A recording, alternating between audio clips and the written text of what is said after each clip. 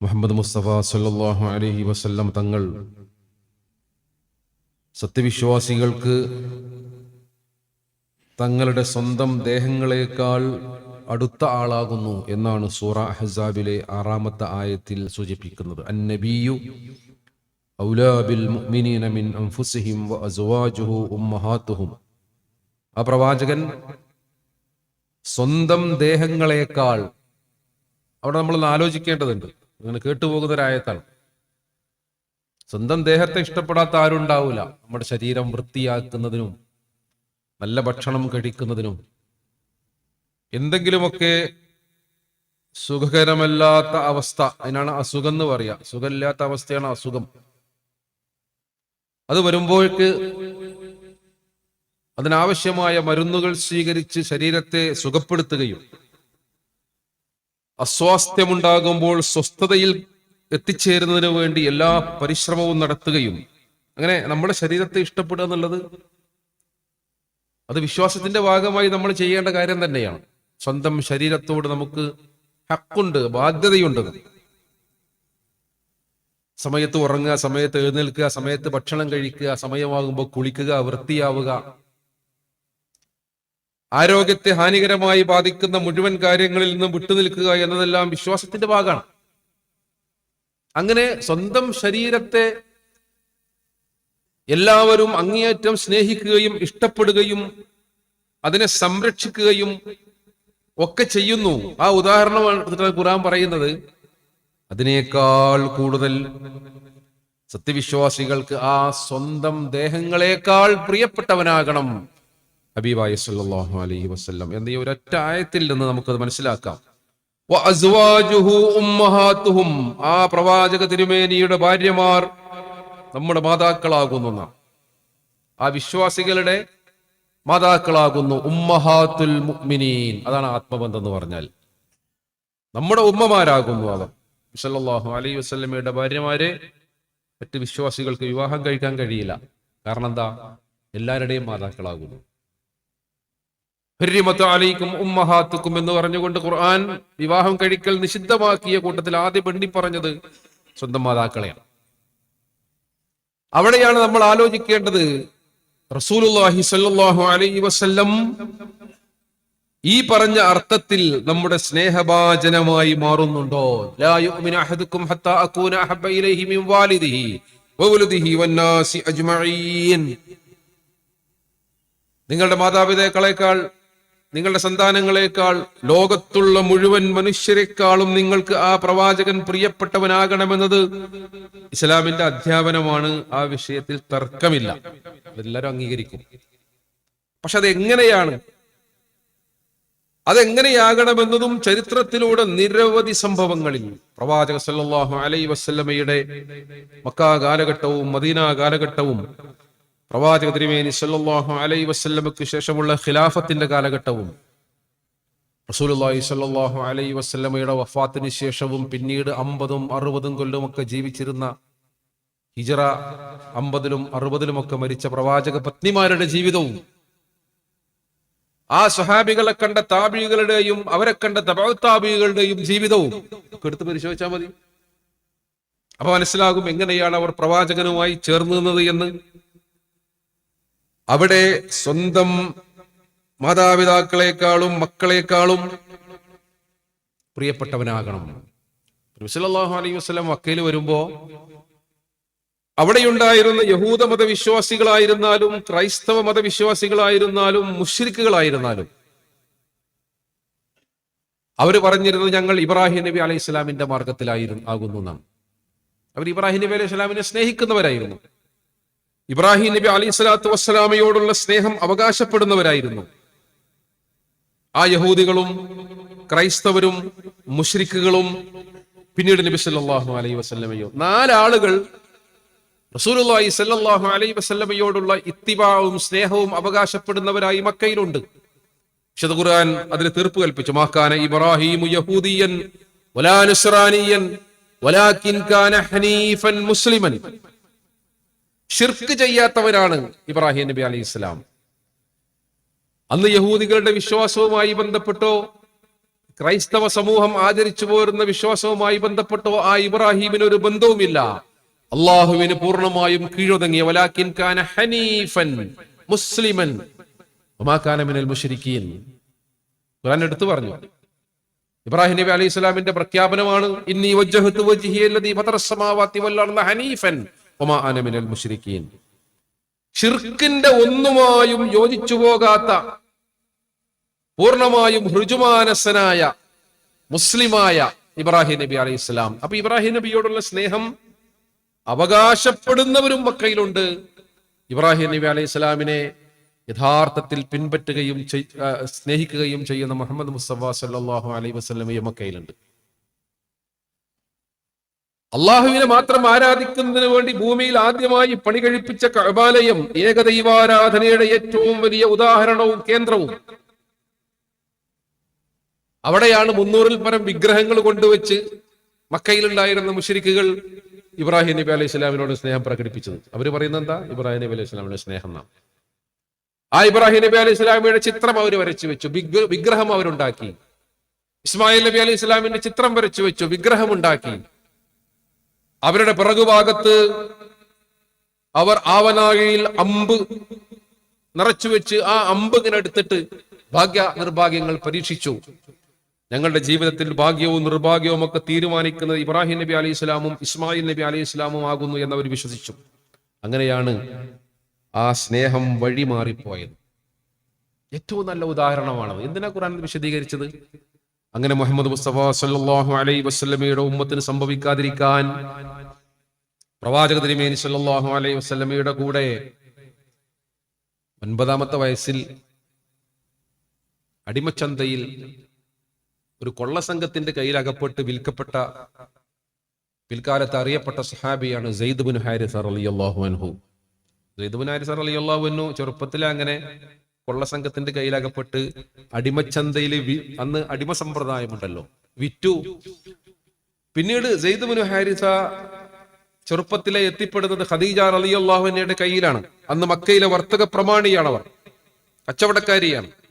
അടിമച്ചന്തയിൽ നിന്ന് അങ്ങനെ വൃത്തിനായി വാങ്ങി റസൂലുള്ളാഹി സ്വല്ലല്ലാഹു അലൈഹി വസല്ലം ഖദീജ റളിയല്ലാഹു അൻഹയെ വിവാഹം കഴിക്കുമ്പോൾ ഖദീജയുടെ കൂടെ റളിയല്ലാഹു അൻഹ അവരുടെ കൂടെ സെയ്ദ് ഉണ്ട്. നബി സല്ലല്ലാഹു അലൈഹി വസല്ലം സെയ്ദിനെ മോചിതനാക്കി.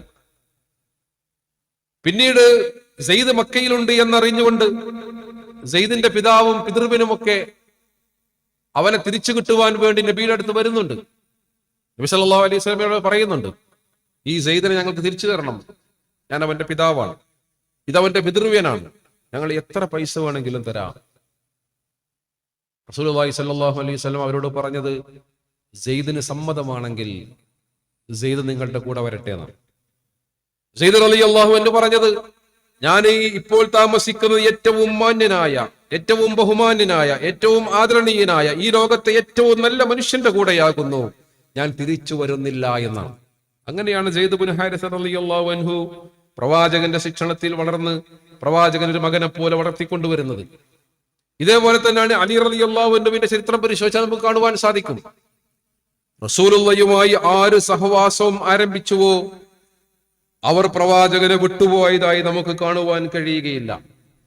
ആ പ്രവാചകന്റെ തണലിൽ വളർന്നു വന്ന ആളുകൾ എല്ലാവരും ആ നബി സല്ലല്ലാഹു അലൈഹി വസല്ലമയെ ജീവൻ തുല്യം സ്നേഹിച്ചു. എത്രയെത്ര സംഭവങ്ങളാണ് നമുക്ക് കാണുവാൻ കഴിയുക. ഉഹദ് യുദ്ധത്തിൽ നബി സല്ലല്ലാഹു അലൈഹി വസല്ലമയുടെ ശരീരത്തിലേക്ക് ഒരു അമ്പും ഏൽക്കാൻ പാടില്ല, പ്രവാചകന് മുറിവ് പറ്റുവാൻ പാടില്ല എന്ന് വിചാരിച്ച് സ്വഹാബികൾ ഹബീബായ സല്ലല്ലാഹു അലൈഹി വസല്ലമയുടെ ചുറ്റും ഒരു വലയം തീർക്കുകയാണ്. അവർ സംരക്ഷണ കവചമായി മാറുകയാണ്. ഉഹദ് യുദ്ധ ദിവസം അബൂ ത്വൽഹ റളിയല്ലാഹു അൻഹു പ്രത്യേകമായി റസൂലുള്ളാഹി സ്വല്ലല്ലാഹു അലൈഹി വസല്ലമയോട് പറയുന്ന സംഭവം ഇമാം ബുഖാരി ഉദ്ധരിക്കുന്നുണ്ട്. ശത്രുക്കളുടെ ഒരു അമ്പ് പോലും താങ്കൾക്ക് ഏൽക്കുകയില്ല, എന്റെ നെഞ്ചുണ്ട് പ്രവാചകരെ താങ്കളുടെ സംരക്ഷണത്തിനുള്ള പരിചയായി എന്ന് അബൂ ത്വൽഹത്തുൽ അൻസാരി റളിയല്ലാഹു അൻഹു പറയുന്നുണ്ട്. അതേപോലെ തന്നെയാണ് അഖബ ഉടമ്പടിക്ക് ശേഷം റസൂലുള്ളാഹി സ്വല്ലല്ലാഹു അലൈഹി വസല്ലം മദീനയിലേക്ക് വരാനുള്ള തയ്യാറെടുപ്പുകൾ നടത്തി. അഖബ ഉടമ്പടി എന്ന് പറഞ്ഞാൽ ഹിജ്റ ആരംഭിക്കുന്നതിന് മുമ്പ് മദീനയിൽ നിന്നുള്ള ഒരു സംഘം പ്രവാചക തിരുമേനി സല്ലല്ലാഹു അലൈഹി വസല്ലമയെ കാണുന്നതിന് വേണ്ടി മക്കയിലേക്ക് വരികയാണ്. ഈ സന്ദർഭത്തിൽ അബ്ബാസ് ഇബ്നു അബ്ദുൽ മുത്തലിബ് പിൽക്കാലത്ത് ഇസ്ലാമിലേക്ക് കടന്നു വരുന്നതിന് മുമ്പ് അബ്ബാസ് ഇബ്നു അബ്ദുൽ മുത്തലിബ് റളിയല്ലാഹു അൻഹു അവരുമായി സംഭാഷണത്തിന്റെ മധ്യസ്ഥനായി നിന്ന്, അങ്ങനെ മദീനയിലേക്ക് പ്രവാചകൻ വരികയാണെങ്കിൽ നിങ്ങൾ ആ പ്രവാചകനെ എപ്രകാരം സംരക്ഷിക്കും? അവർ പറഞ്ഞു, ഞങ്ങളുടെ കുടുംബത്തെ സംരക്ഷിക്കുന്നത് പോലെ, ഞങ്ങളുടെ ഭാര്യമാരെ സംരക്ഷിക്കുന്നതിനേക്കാൾ, ഞങ്ങളുടെ മക്കളെ സംരക്ഷിക്കുന്നതിനേക്കാൾ ഞങ്ങൾ സംരക്ഷിക്കും എന്ന് പറഞ്ഞ് അവര് പോയി. പിന്നീടാണ് ഹിജ്റയുണ്ടാകുന്നത്. ഹിജ്റയിൽ റസൂലുള്ളാഹി സ്വല്ലല്ലാഹു അലൈഹി വസല്ലം മദീനയിലേക്ക് ഇങ്ങനെ യാത്ര ആരംഭിക്കുമ്പോൾ അവര് പ്രവാചക തിരുമേനി സല്ലല്ലാഹു അലൈഹി വസല്ലമയെ കാത്തു നിൽക്കുന്നുണ്ട്. അങ്ങനെ ആ പ്രവാചകനെ സ്വീകരിക്കുന്നതിന് വേണ്ടി അവർ മരങ്ങളുടെ മുകളിൽ കയറി നിന്നു, കുന്നിന്റെ മുകളിൽ കയറി നിന്നു. എന്നുള്ളത് പോലെ സൗകര്യങ്ങളൊന്നുമില്ലല്ലോ. റസൂലുള്ളാഹി സ്വല്ലല്ലാഹു അലൈഹി വസല്ലമയും അബൂബക്കർ സിദ്ദീഖ് റളിയല്ലാഹു അൻഹുവും മദീനയിലേക്ക് ഇങ്ങനെ വരുമ്പോ അവരുടെ ആ സ്നേഹം ഇങ്ങനെ വഴിഞ്ഞൊഴുകുകയാണ്. തലഅൽ ബദ്റു അലൈനാ എന്നാണ് ഒരു പാട്ട് പാടിയത്. ഞങ്ങളുടെ മുകളിൽ ഇതാ പൂർണ്ണ ചന്ദ്രൻ ഉദിച്ചിരിക്കുന്നു, മദീനയാകമാനം പ്രകാശപൂരിതമായി എന്ന് നമ്മെ മനസ്സിലാക്കി തരുന്ന കവിതയാണത്. തലഅൽ ബദ്റു അലൈനാ എന്ന് പറയുന്ന കാവ്യം. എന്റെ വീട്ടിലേക്ക് പ്രവാചകൻ വരണം, റസൂലുള്ളാഹി സ്വല്ലല്ലാഹു അലൈഹി വസല്ലമ എന്റെ വീട്ടിൽ താമസിക്കണം, റസൂലുള്ളാഹി സ്വല്ലല്ലാഹു അലൈഹി വസല്ലമ എന്റെ അതിഥിയാകണം എന്ന് ഓരോ സഹാബിയും ആഗ്രഹിക്കണം. വാക്കുകൾ കൊണ്ട് വർണ്ണിക്കുവാൻ കഴിയാത്ത സ്നേഹത്തോടു കൂടി എല്ലാവരും പ്രവാചകൻ അവരുടെ വീട്ടിലേക്ക് ക്ഷണിക്കുകയാണ്. നബി സല്ലല്ലാഹു അലൈഹി വസല്ലം പറഞ്ഞു, എന്റെ ഒട്ടകം എവിടെയാണോ മുട്ടുകുത്തുന്നത് ആ വീട്ടിൽ ഞാൻ താമസിക്കും. അങ്ങനെ നബി സല്ലല്ലാഹു അലൈഹി വസല്ലമയുടെ ഒട്ടകം ഇങ്ങനെ മദീനയിലെത്തി. അബൂ അയ്യൂബുൽ അൻസ്വാരി റളിയല്ലാഹു അൻഹു എന്ന് പറയുന്ന അൻസ്വാരിയായ സഹാബിയുടെ വീട്ടിന്റെ മുമ്പിൽ മുട്ടുകുത്തി. ആ സഹാബിക്കുണ്ടായ സന്തോഷമൊക്കെ നമ്മൾ ചരിത്രത്തിൽ വായിക്കണം. നബിനെ കാണാൻ ഒരുപാട് ആളുകൾ പിന്നെ അബൂ അയ്യൂബുൽ അൻസാരിയുടെ വീട്ടിലേക്ക് വരിക. അവിടെ ഒരു സംഭവം ചരിത്രം പറയുന്നത്, അബൂ അയ്യൂബുൽ അൻസാരി മദീനയിൽ അത്യാവശ്യമൊക്കെ സാധ്യതകളുള്ള, ജീവിക്കാൻ വകയുള്ള ഒരു സഹാബിയാണ്. അപ്പൊ വീട്ടിന് ഇങ്ങനെ ഒരു മുകളിൽ ഒരു ചെറിയ റൂം കൂടെ ഉണ്ട്. ആളുകൾ ഇങ്ങനെ റസൂലുള്ള ഈ വീട്ടിലാണ് താമസിക്കുന്നത് എന്നറിഞ്ഞപ്പോ കൂട്ടം കൂട്ടമായി കാണാൻ വരികയും ആ സൗകര്യത്തിന് വേണ്ടി പ്രവാചകൻ താമസിക്കുന്നത് ആ വീട്ടിന്റെ താഴത്തെ നിലയിലാണ്. അബൂ അയ്യൂബുൽ അൻസാരി വീട്ടിന്റെ മുകളിലെ റൂമിൽ താമസിക്കാൻ നിർബന്ധിതരായി. അതിൽ അദ്ദേഹം അതീവ ദുഃഖിതനായി എന്നാണ്. എന്താ കാരണം? നബി സല്ലല്ലാഹു അലൈഹി വസല്ലമയുടെ മുകളിൽ, തലയുടെ മുകളിൽ കിടന്നുറങ്ങുവാനും ഇരിക്കുവാനും താമസിക്കുവാനുമുള്ള അദ്ദേഹത്തിന്റെ വിഷമം നോക്കൂ നിങ്ങൾ. അത്രമേൽ അവർ പ്രവാചകനെ സ്നേഹിച്ചു. ബദർ യുദ്ധ ദിവസം തന്റെ കയ്യിലുള്ള വടി കൊണ്ട്, വില്ലുകൊണ്ടാണ് എന്നും, കയ്യിലുള്ള വില്ലുകൊണ്ടാണ് നബി സല്ലല്ലാഹു അലൈഹി വസല്ലം അങ്ങനെ ശരിയാക്കിയതെന്നും വടി കൊണ്ടാണ് എന്നുണ്ട്. നബി സല്ലല്ലാഹു അലൈഹി വസല്ലമ വരി ഇങ്ങനെ ശരിയാക്കുമ്പോഴാണ് ആ വരിയിൽ നിന്ന് മാറി നിൽക്കുന്ന സവാദ് ഇബ്നു ഖസിയ എന്ന് പറയുന്ന അൻസാരി സഹാബി, നമുക്കറിയാം ആ സംഭവം, പ്രവാചകന്റെ ശരീരത്തിൽ ചുംബിക്കുന്നതിന് വേണ്ടി ഒരു രംഗമുണ്ടാക്കി. നബി ഇങ്ങനെ വടിയോണ്ടൊന്നും ഇങ്ങനെ തട്ടിയതാണ് സൊഫ് ശരിയാക്കുവാൻ. അത് അനീതിയാണ്, അങ്ങനെ ചെയ്യുവാൻ പാടില്ല എന്ന രൂപത്തിൽ അദ്ദേഹം സംസാരിക്കുകയും സഹാബികളൊക്കെ രൂക്ഷമായി അദ്ദേഹത്തെ നോക്കുകയും അവസാനം പ്രവാചക തിരുമേനി സല്ലല്ലാഹു അലൈഹി വസല്ലം പകരം ചെയ്യുന്നതിന് വേണ്ടി തന്റെ ഉടയാട പൊക്കി കാണിക്കുകയും ചെയ്തപ്പോൾ പ്രവാചക തിരുമേനി സല്ലല്ലാഹു അലൈഹി വസല്ലമയുടെ ശരീരത്തിൽ തുരുതുരാ ചുംബിച്ച് തന്റെ ഏറ്റവും വലിയ ആഗ്രഹം പൂർത്തീകരിച്ച്, ഞാൻ പോകുന്നത് യുദ്ധക്കളത്തിലേക്കാകുന്നു, ഞാൻ എങ്ങാനും അവിടെ ഷഹീദായാൽ എന്റെ ശരീരം അവസാനമായി ഹബീബായി സല്ലല്ലാഹു അലൈഹി വസല്ലമയുടെ ശരീരവുമായിട്ടാണ് ചേർന്നത് എന്ന ആഗ്രഹത്തോടു കൂടി എനിക്ക് മരിച്ചു വീഴാമല്ലോ എന്ന് പറഞ്ഞ് പ്രവാചകനോടുള്ള സ്നേഹം പ്രകടിപ്പിച്ച സവാദ് ഇബ്നു ഖസിയ റളിയല്ലാഹു അൻഹു. റസൂലുള്ളാഹി സ്വല്ലല്ലാഹു അലൈഹി വസല്ലം വഫാത്തായി. പ്രവാചകൻ മരിച്ച ദിവസം മദീന ഇരുട്ടുമൂടിയതുപോലെയുള്ള ഒരു ദിവസം ഞങ്ങൾ ആരും കണ്ടിട്ടില്ല എന്ന് സഹാബികൾ പറഞ്ഞ ദിവസമാണത്. പിന്നെ അവിടെ നിൽക്കാൻ കഴിയാതെ മദീന വിട്ടുപോയ ബിലാൽ റളിയല്ലാഹു അൻഹു പ്രവാചകന്റെ മുഅദ്ദിനാണ്. മദീനയെ പുളകം കൊള്ളിച്ചുകൊണ്ട് പ്രഭാതത്തിൽ ബിലാലിന്റെ ബാങ്കുലിയാണ് മദീനയിൽ ഉയർന്നിരുന്നത്. ആ ബിലാൽ പിന്നെ ഷ്യാമിലേക്ക് പോയി. പിൽക്കാലത്ത് രണ്ടാമത് ഖലീഫ അവിടെ സന്ദർശിച്ചപ്പോ ഒരിക്കൽ കൂടി ബാങ്ക് വിളിക്കുവാൻ ആവശ്യപ്പെട്ട് അഷ്ഹദു അന്ന മുഹമ്മദ് റസൂലുള്ളാഹി എന്ന് പറയാൻ കഴിയാതെ അഷ്ഹദു അന്ന മുഹമ്മദൻ എന്ന് പറഞ്ഞ് ഒരു തേങ്ങലോടുകൂടി നിർത്തിയ ബിലാൽ റളിയല്ലാഹു അൻഹു ഇവരൊക്കെ നബി സല്ലല്ലാഹു അലൈഹി വസല്ലമയോട് കാണിച്ച സ്നേഹത്തിന്റെ അതിരുകളില്ലാത്ത സ്നേഹത്തിന്റെ ചരിത്രത്തിൽ എമ്പാടും ഉദാഹരണങ്ങൾ.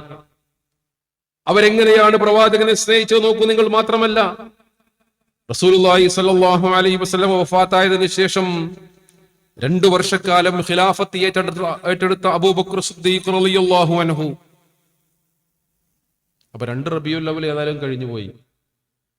അബൂബക്കർ സിദ്ദീഖ് റളിയല്ലാഹു അൻഹുവിന് ശേഷം ആരാ അബൂബക്കർ എന്ന് പറഞ്ഞാൽ? ആയിഷ റളിയല്ലാഹു അൻഹയുടെ പിതാവാണ്, നബിയുടെ അമ്മോശനാണ്, കുടുംബ ബന്ധമുണ്ട്. ഹിജ്റയിൽ റസൂലുള്ളാഹി സ്വല്ലല്ലാഹു അലൈഹി വസല്ലം സഹകാരിയായി പ്രത്യേകമായി തിരഞ്ഞെടുത്ത വ്യക്തിയാണ്. സൗർ ഗുഹയിൽ പ്രവാചകന്റെ കൂട്ടാളിയായി സന്നിഗ്ധമായ ഘട്ടത്തിൽ പ്രവാചകനെ തുണയിരുന്ന അബൂബക്കർ സിദ്ദീഖ് റളിയല്ലാഹു അൻഹു ഇസ്ലാമിലെ 1ാമത്തെ ഖലീഫ 2 വർഷം ഭരിച്ചു. രണ്ടാമത് വരുന്നത് ഉമർ റളിയല്ലാഹു അൻഹു 634 മുതൽ 644 വരെ പ്രവാചകന്റെ വഫാത്തിന് ശേഷം ഹിജ്റ 10 വർഷക്കാലം. ആരാ ഉമർ റളിയല്ലാഹു അൻഹു? ഉമർ റളിയല്ലാഹു അൻഹുവിന്റെ മകൾ ഹഫ്സ റളിയല്ലാഹു അൻഹയെ പ്രവാചകൻ വിവാഹം കഴിച്ചിട്ടുണ്ട്. പ്രവാചകന് താങ്ങും തണലുമായി നിന്ന സ്വഹാബിയാണ്, ധീരനായ സ്വഹാബി. ഉമറിന്റെ ഭരണകാലഘട്ടം ഇന്ത്യയിൽ ഞാൻ ആഗ്രഹിക്കുന്നു എന്ന് ഗാന്ധിജി പോലും പറഞ്ഞ മാതൃകാ ഭരണാധികാരി. നമ്മുടെയൊക്കെ ചരിത്രത്തിൽ ഒറ്റയേറെ വായിക്കുന്ന സ്വഹാബിയാണ് ബഹുമാനപ്പെട്ട ഉമർ ഇബ്നുൽ ഖത്താബ് റളിയല്ലാഹു അൻഹു. ഉമർ റളിയല്ലാഹു അൻഹു 10 കൊല്ലം ഭരിച്ചു. ശേഷം വരുന്നത് 12 കൊല്ലമാണ് ഉസ്മാൻ ഇബ്നു അഫ്ഫാൻ. റസൂലുള്ളാഹിയുടെ 2 മക്കളെ വിവാഹം കഴിച്ച സ്വഹാബിയാണ്. ദുന്നൂറൈൻ, ഇരട്ടപ്രകാശത്തിന്റെ ഉടമ എന്ന പേരിനർഹനായ ഉസ്മാൻ ഇബ്നു അഫ്ഫാൻ റളിയല്ലാഹു അൻഹു. അതേപോലെ തന്നെ 4ാമത്തെ ഖലീഫ 5 വർഷം ഭരിച്ച 656 മുതൽ 661 വരെയാണ് അലി റളിയല്ലാഹു അൻഹുവിന്റെ ഭരണകാലഘട്ടം എന്നാണ്. ചെറുപ്പത്തിലെ നബി എടുത്ത സ്വഹാബി. തന്റെ കരളിന്റെ കഷ്ണമാണ് എന്ന് റസൂലുള്ള പറഞ്ഞ ഫാത്തിമ ബീവിയെ വിവാഹം കഴിച്ചു കൊടുത്ത തന്റെ മരുമകൻ. അങ്ങനെ ഖിലാഫത്തിന് ഏതാണ്ട് 30 കൊല്ലം ഈ 4 ഖലീഫമാർ ഹബീബായ സല്ലല്ലാഹു അലൈഹി വസല്ലമയുടെ വഫാത്തിന് ശേഷം 30 കൊല്ലക്കാലം ഭരണം നടത്തിയിട്ട് അവരെങ്ങനെ പ്രവാചകനെ സ്നേഹിച്ചു. ആ ചരിത്രം നമുക്ക് മാതൃകയാണ്. നമ്മുടെ പ്രവാചക സ്നേഹം വഴിമാറിപ്പോകുമ്പോൾ നമ്മൾ അതിനുള്ള ഉരക്കല്ലായി നോക്കേണ്ടത് ഇവരുടെ ജീവിതമാണ്. മാത്രവുമല്ല, റസൂലുള്ളാഹിയിൽ നിന്ന് നിരവധി ഹദീസുകൾ റിപ്പോർട്ട് ചെയ്ത പ്രവാചകൻ ആരുടെ മടിയിൽ വെച്ചുകൊണ്ടാണ് തലചായ്ച്ചത്, അവസാനമായി കണ്ണടച്ചത്? ആയിഷ റളിയല്ലാഹു അൻഹു വഫാത്താകുന്നത് ആയിഷ റളിയല്ലാഹു അൻഹ വഫാത്താകുന്നത് ഹിജ്റ 58-ലാണ്. ഹിജ്റ 58 എന്ന് പറഞ്ഞാൽ ഹിജ്റ 10 നബി സല്ലല്ലാഹു അലൈഹി വസല്ലം വഫാത്തായി. അപ്പോ റസൂലുള്ള വഫാത്തായിട്ട് 48 കൊല്ലം പിന്നെ ആയിഷ റളിയല്ലാഹു അൻഹ ജീവിച്ചു. ആലോചിച്ച് നോക്കണം നമ്മൾ. അതില് പ്രവാചക പത്നിമാരായ ഒട്ടേറെ നമ്മുടെ ഉമ്മമാര് പിന്നെ എത്രയോ കൊല്ലം ജീവിച്ചിരിക്കുന്നു. സൗദ റളിയല്ലാഹു അൻഹ വഫാത്താകുന്നത് ഹിജ്റ 54-ലാണ്. ഹഫ്സ റളിയല്ലാഹു അൻഹ ഹിജ്റ 41-ലാണ്. ഉമ്മു സലമ റളിയല്ലാഹു അൻഹ വഫാത്താകുന്നത് നബി സല്ലല്ലാഹു അലൈഹി വസല്ലം മരിച്ചിട്ട് 51 കൊല്ലം കഴിഞ്ഞിട്ടാണ്. ഇത് പറഞ്ഞാൽ ഹിജ്റ 61-ലാണ്. അതേപോലെ തന്നെ ജുവൈരിയ റളിയല്ലാഹു അൻഹ വഫാത്താകുന്നത് ഹിജ്റ 56-ലാണ്. ഉമ്മു ഹബീബ റളിയല്ലാഹു അൻഹ വഫാത്താകുന്നത് ഹിജ്റ 44-ലാണ്. സഫിയ റളിയല്ലാഹു അൻഹ വഫാത്താകുന്നത് ഹിജ്റ 50-ലാണ്. ഈ കാലഘട്ടത്തിലൊക്കെ എങ്ങനെയാണ് അവർ ഹുബ്ബുർ റസൂൽ നബി സല്ലല്ലാഹു അലൈഹി വസല്ലമയോടുള്ള സ്നേഹം പ്രകടമാക്കിയത്? 2 രൂപത്തിലാണ് ചെയ്യുന്നത്. ഒന്ന്, ആദ്യം നമ്മൾ പറഞ്ഞതുപോലെ പ്രവാചക തിരുമേനി സല്ലല്ലാഹു അലൈഹി വസല്ലം നമ്മുടെ മനസ്സിലേക്ക് കയറണം. നമ്മുടെ ജീവിതത്തിലെ 1ാമത്തെ വ്യക്തിയായി മാറണം. നമ്മുടെ ഇഷ്ടങ്ങളെക്കാൾ പ്രവാചകന്റെ ഇഷ്ടം നമ്മുടെ ജീവിതത്തിൽ മുന്തി നിൽക്കണം. അപ്പോ ഒരു കാര്യം റസൂലുള്ളാഹി പറഞ്ഞെന്ന് ഉറപ്പായി. അങ്ങനെ മുന്നോട്ട് പോയാൽ എന്റെ കുടുംബത്തിൽ നിന്ന് ഞാൻ പുറത്താകും. എന്റെ ഭാര്യ ഞാനുമായി പിണങ്ങാൻ സാധ്യതയുണ്ട്. എന്റെ അമ്മാവന്മാരും എളാപ്പമാരും ഒക്കെ എന്റെ വീട്ടിൽ നടക്കുന്ന പരിപാടികളിലൊന്നും പങ്കെടുക്കുകയില്ല. എന്നെ അവർ പുത്തൻവാദിയായി മുദ്ര കുത്താൻ സാധ്യതയുണ്ട്. അത് വലിയൊരു പ്രശ്നമാണ് നമ്മുടെ നാട്ടിൽ. അവിടെയാണ് സ്വന്തം ഇഷ്ടത്തെക്കാൾ റസൂലുള്ളാഹിയുടെ ഇഷ്ടം മുന്നിൽ നിൽക്കേണ്ടത്. ഭാര്യ പറയാണ്, നിങ്ങൾ ഈ മീശക്കാൻ ചെറുതാക്കി താഴേക്ക് വെച്ച് നടന്നാൽ ശരിയാവില്ല, എനിക്ക് വലിയ കട്ടിയുള്ള മീശയാണ് ഇഷ്ടം എന്ന് പറഞ്ഞാലോ? അപ്പൊ നബിന്റെ ഇഷ്ടം ഏതാ? നിങ്ങൾ ഈ വസ്ത്രമൊക്കെ ഇങ്ങനെ ഈ ഒരു നെരിയാണിക്ക് താഴേക്ക് വസ്ത്രം എടുത്ത് അതൊന്നും സുഖമില്ല, നിങ്ങൾ നല്ല ഒരു ഇറക്കൊക്കെ ഉള്ള ഒരു പലാസ പാൻറ്റൊക്കെ ഇട്ട് അല്ലെങ്കിൽ ഇഷ്ടപ്പെടുന്നു ഭാര്യ പറഞ്ഞാലോ? അല്ലെങ്കിൽ ഭാര്യ ഇങ്ങനെ മുഖമക്കനെയൊക്കെ ധരിച്ച് മാറത്തേക്കൊക്കെ ഇറക്കിയിട്ട് നല്ല വൃത്തിയിൽ ഇസ്ലാമികമായ വേഷം ധരിച്ചു പോകുമ്പോ എന്താ എന്റെ കൂടെ അങ്ങനെ പോരാൻ പറ്റൂല, ഇപ്പത്തെ പെണ്ണുങ്ങളൊക്കെ ഈ കണ്ടിട്ടില്ലേ, അങ്ങനെ പോരണം എന്ന് പറഞ്ഞാലോ? അവിടെയാണ് ഈ പ്രശ്നം വരിക. അവിടെ നബി സല്ലല്ലാഹു അലൈഹി വസല്ലമ പഠിപ്പിച്ചത് എന്താണോ അതിന് നമ്മൾ മുൻഗണന കൊടുക്കുമ്പോൾ നമ്മുടെ ജീവിതത്തിൽ പ്രവാചകന് ഒന്നാം സ്ഥാനമായി. അങ്ങനെയാണ്. അതാണ് പറഞ്ഞത് ലാ യുഅ്മിനു അഹദുക്കും ഹത്താ അകൂന അഹബ്ബ ഇലൈഹി മിൻ വാലിദിഹി വവൽദിഹി വന്നാസി അജ്മഈൻ, അല്ലെങ്കിൽ വവലദിഹി വന്നാസി അജ്മഈൻ. രണ്ടും ശരിയാണ്. സ്വന്തം മക്കളെക്കാൾ മാതാപിതാക്കളെക്കാൾ സ്വന്തത്തെക്കാൾ ഇഷ്ടപ്പെട്ടവനാകുന്നത് വരെ. ആ രൂപത്തിൽ റസൂലുള്ളാഹി സ്വല്ലല്ലാഹു അലൈഹി വസല്ലമ നമ്മുടെ ജീവിതത്തിൽ ഉണ്ടോ എന്നാണ് നമ്മൾ പരിശോധിക്കേണ്ടത്. അങ്ങനെ പ്രവാചകനോട് അകമഴിഞ്ഞ സ്നേഹം, വല്ലാത്ത സ്നേഹം. നമ്മുടെ ഉമ്മയോടും ഉപ്പയോടും നമുക്ക് സ്നേഹമുണ്ടല്ലോ, ഒരു എല്ലാ മനുഷ്യന്മാർക്കും ഉണ്ടാവും. ഉമ്മാനെയും ഉപ്പാനെയും സ്നേഹിക്കാത്തവരായി ഒരു ആവറേജ് ബുദ്ധിയുള്ള മനുഷ്യന്മാരൊന്നും ഉണ്ടാവില്ല. മാതാപിതാക്കളോടുള്ള സ്നേഹത്തിലാണ് അള്ളാഹുവിന്റെ ഇഷ്ടം, മാതാപിതാക്കളോടുള്ള വെറുപ്പിൽ അള്ളാഹുവിന്റെ വെറുപ്പുണ്ട്. സുഖ്തുൽ വാലിദൈൻ എന്ന് പറഞ്ഞതാണ്. മാതാപിതാക്കളുടെ കോപം, അനിഷ്ടം, അത് അള്ളാഹുവിന്റെ കോപമാണ്. മാതാപിതാക്കളുടെ ഇഷ്ടം അള്ളാഹുവിന്റെ ഇഷ്ടമാണ്. അൽ ജന്നത്തു തഹ്ത അഖ്ദാമിൽ ഉമ്മഹാത്ത്, മാതാവിന്റെ കാൽ കീഴാകുന്നു സ്വർഗം എന്ന് പറഞ്ഞാൽ ഉമ്മ അങ്ങനെ കാലുവെക്കിയ സ്വർഗം കാണാനല്ല. സ്വർഗം വേണോ? ഉമ്മാന്റെ തൃപ്തിയില്ലാതെ സ്വർഗത്തിൽ പോകാൻ കഴിയില്ല എന്ന്. അതാണ് അതിന്റെ ഒരു അർത്ഥം. രണ്ടാമത്തെ ഒരു അർത്ഥം, അങ്ങനെ സ്വർഗം നൽകുവാൻ കഴിയുന്ന പദവിയിലേക്ക് ഓരോ മാതാവും ഉയരണം മക്കളെ വളർത്തുന്ന കാര്യത്തിൽ. അങ്ങനെ അർത്ഥം. ഈ മാതാപിതാക്കളോട് എന്റെ ഉമ്മാനോട് ഉപ്പാനോടൊക്കെ ഭയങ്കര ഇഷ്ടമെന്ന് പറയുന്ന ഒരാൾ അങ്ങാടിയിൽ വന്നിട്ട് എന്റെ ഉമ്മാനും ഇപ്പാനൊക്കെ ഭയങ്കര ഇഷ്ടമാണ്, ഓലെ ഇഷ്ടമാണ്, എന്റെ വലിയ ഇഷ്ടം എന്നൊക്കെ പറയുന്ന അങ്ങാടി എന്ന് പറയുന്ന ആള് വീട്ടിൽ ചെന്നാൽ ഉമ്മ പറഞ്ഞൊന്നും കേൾക്കൂല, വാപ്പ പറഞ്ഞൊന്നും കേൾക്കില്ല. ആളെ കുറിച്ച് നമ്മൾ എന്താ പറയാ? വീട്ടിൽ ചെന്നാൽ ഉമ്മ പറയുന്നതിന് നേരെ ഉൾട്ട. മക്കളൊക്കെ നല്ല ശ്രദ്ധിക്കണം. ഇന്ന് മാതാപിതാക്കൾക്ക് ഏറ്റവും വലിയ പരാതി ഇതാണ്. മക്കളൊന്നും പറഞ്ഞു കേൾക്കണില്ല, ഒരു സംഗതിക്കും കിട്ടുന്നില്ല, ഉള്ള സമയം മുഴുവൻ മൊബൈലും ഇരിക്കുകയാണ്. ഇപ്പൊ മൊബൈലിനോടാണ് ഇഷ്ടം. മൊബൈലിനേക്കാളും, മൊബൈൽ എന്ന് പറയുന്ന ഒരു ഡിവൈസിനേക്കാളും പോലും ഉമ്മയെയും ഉപ്പയെയും സ്നേഹിക്കാൻ മക്കൾക്ക് കഴിയുന്നില്ല ഇന്ന്. അത് നമ്മുടെ സൊസൈറ്റിയിൽ ഉണ്ടായ വലിയൊരു മാറ്റത്തിന്റെ വലിയൊരു പരാജയമാണ്. ജീവിത മാറ്റത്തിലൂടെ ഉണ്ടായ വേറെ വിഷയമാണ്. അപ്പൊ അങ്ങനെ സ്കൂളിൽ വരുമ്പോ, ജോലി സ്ഥലത്ത് വരുമ്പോ, അങ്ങാടിയിൽ വരുമ്പോ, കൂട്ടുകാർക്കിടയിൽ വരുമ്പോ, സമൂഹത്തിലൊക്കെ ഉമ്മാനോടും ഉപ്പാനോടും ഭയങ്കര സ്നേഹമുള്ള ആളാന്ന് ബടായി പറയുന്നവർ വീട്ടിൽ ഉമ്മയും ഉപ്പയും പറഞ്ഞത് അനുസരിക്കുന്നില്ലെങ്കിൽ നമുക്ക് അയാളെ യഥാർത്ഥ മാതാപിതാക്കളെ സ്നേഹിക്കുന്നു എന്ന് പറയാൻ കഴിയോ? അള്ളാഹുവിന്റെ പ്രവാചകൻ ഒരു കാര്യം പറഞ്ഞു, വിശുദ്ധ ഖുർആൻ കൃത്യമായി ഒരു കാര്യം വിശദീകരിച്ചു. ആ കാര്യം കൃത്യമാണ്, സത്യമാണ്, യാഥാർത്ഥ്യമാണ്, ഇതാണ് ഹഖ് എന്ന് എനിക്ക് ബോധ്യപ്പെട്ടു. എന്നാലും പിന്നെ നീക്കിയും ചരിച്ചും വെക്കുന്നുണ്ടെങ്കിൽ എനിക്ക് എന്റെ പ്രവാചകനോട് സ്നേഹമില്ല. അപ്പൊ ഒന്നാമത്തേത്, റസൂലുള്ള നമ്മുടെ ജീവിതത്തിൽ ഇഷ്ടം, നമുക്ക് മഹബത്ത് അങ്ങനെയുണ്ടല്ലോ, ഇഷ്ടം, പ്രേമം, നമ്മുടെ സ്നേഹഭാചനം എന്ന നിലയിൽ ലോകത്ത് ഒന്നാമത്തെ വ്യക്തിയായി വരണം. രണ്ടാമത്തെ ഇഷ്ടം എന്ന് പറഞ്ഞാൽ മൻ അഹബ്ബ സുന്നത്തി ഫഖദ് അഹബ്ബനി വമൻ അഹബ്ബനി കാന മഈ ഫിൽ ജന്ന. എന്റെ സുന്നത്തിനെ ഇഷ്ടപ്പെട്ടവൻ എന്നെ ഇഷ്ടപ്പെട്ടു, എന്നെ ഇഷ്ടപ്പെട്ടവൻ നാളെ എന്റെ കൂടെ സ്വർഗത്തിലാകുന്നു എന്ന് പറഞ്ഞു. അപ്പോൾ സഹാബാ കിറാം റളിയല്ലാഹു അൻഹും, ഖലീഫമാർ, അതേപോലെ തന്നെ പ്രവാചക പത്നിമാർ, ഉമ്മഹാത്തുൽ മുഅ്മിനീൻ, താബിയകള്, തബഉ താബിയകള്, ഇവരൊക്കെ കാണിച്ചു തന്ന ആ രൂപത്തിലുള്ള ഒരു പ്രവാചക സ്നേഹത്തിലേക്ക് നമ്മൾ എത്തിപ്പെടുമ്പോഴാണ് നമ്മൾ യഥാർത്ഥത്തിൽ റസൂലുള്ളാഹി സ്വല്ലല്ലാഹു അലൈഹി വസല്ലമയെ സ്നേഹിച്ചു എന്ന് പറയുവാൻ കഴിയുക. രണ്ടാമത്തേത്, നമ്മുടെ നാട്ടിൽ അതിന്റെ പേരിൽ നടക്കുന്ന ഒരുപാട് കാര്യങ്ങളിൽ റസൂലുള്ളാഹി വിലക്കിയ കാര്യങ്ങളുണ്ട്. ഇർതഖബതു അലൽ ഖതാ ഗൈറ അസ്രിൻ വഅദദ് ലക അഷ്കൂ ഫീഹി യാ സയ്യിദി ഖൈറൻ നബി എന്ന് പറയുമ്പോൾ കേൾക്കാൻ നല്ല ഈണമുണ്ട്.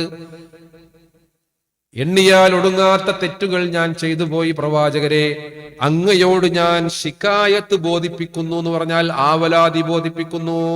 തെറ്റ് ചെയ്ത ആള് നബി സല്ലല്ലാഹു അലൈഹി വസല്ലമയോടല്ല ആവലാതി ബോധിപ്പിക്കേണ്ടത്, മങ്കൂസ് മൗലൂദൊക്കെ പാരായണം ചെയ്യുമ്പോൾ അതിന്റെ ആമുഖത്തിൽ തന്നെ പറയുന്ന ഒരുപാട് കാര്യങ്ങൾ വിശുദ്ധ ഖുർആനെതിരാണ്. ആദം നബി അലൈഹി സ്വലാം തെറ്റ് ചെയ്തപ്പോൾ നബി സല്ലല്ലാഹു അലൈഹി വസല്ലമയുടെ പ്രകാശത്തെ മുൻനിർത്തിയാകുന്നു പ്രാർത്ഥിച്ചത്, ഖുർആനെതിരാണ്.